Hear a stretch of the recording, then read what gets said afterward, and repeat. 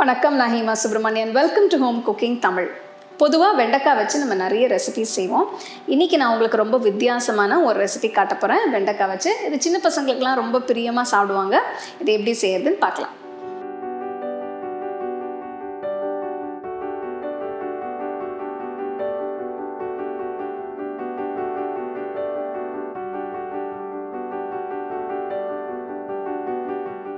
வெண்டைக்காய் பைட் செய்கிறதுக்கு நான் 200 கிராம் வெண்டைக்காய் எடுத்து சுத்தமாக கழுவி நல்லா தொடச்சிட்டு, இது நல்லா ஃப்ரெஷ்ஷாக பிஞ்சாக இருக்கணும்.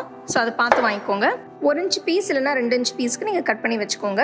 வெண்டைக்காவை நல்லா வெட்டி பவுலில் போட்டு இப்போது இதில் கொஞ்சம் மசாலா தூள் சேர்க்கணும். முதல்ல 1 டீஸ்பூன் உப்பு,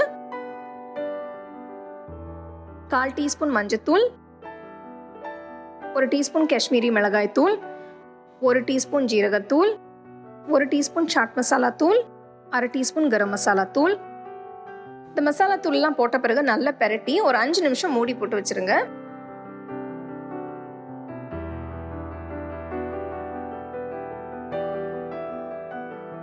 அஞ்சு நிமிஷம் கழிச்சு பார்த்தோம்னா வெண்டைக்காய்லேருந்து கொஞ்சம் தண்ணி விட்டுருக்கு. ஸோ இதனால மசாலாலாம் நல்லா ஒட்டி இருக்கு. அடுத்து இதில் 1 tablespoon cornflour, 2 tablespoon மைதா இதை போட்டு நல்லா மிக்ஸ் பண்ணணும்.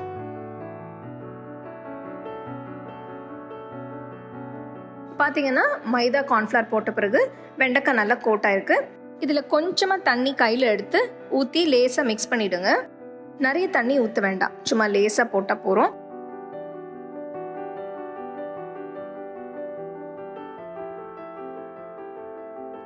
பெரட்டிட்டு ஒரு 5 நிமிஷம் வச்சுருங்க.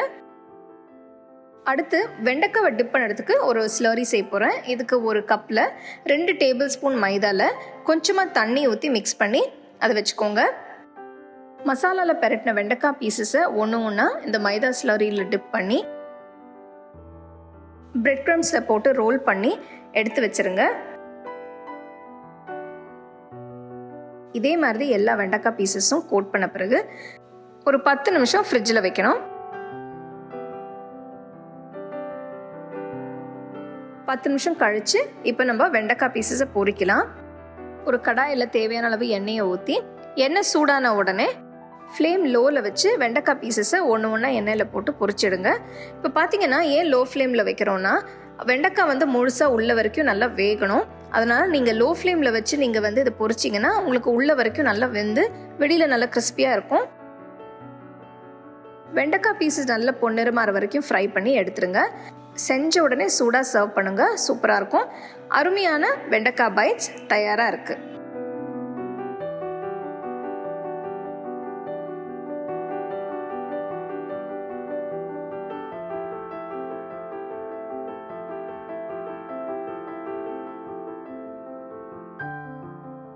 சூப்பரான வெண்டைக்காய் பைட்ஸ் எப்படி செய்யறதுன்னு பார்த்தோம். ஸோ பார்த்தீங்கன்னா ரொம்ப டிஃப்ரெண்ட்டான டிஷ்.